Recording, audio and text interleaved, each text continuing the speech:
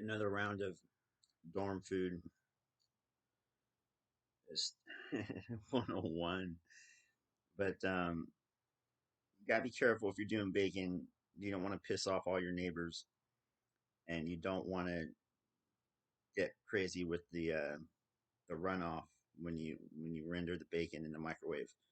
That said, you can still get crispy bacon, and then add the eggs. Research how to cook eggs in the microwave. No shells, no explosions.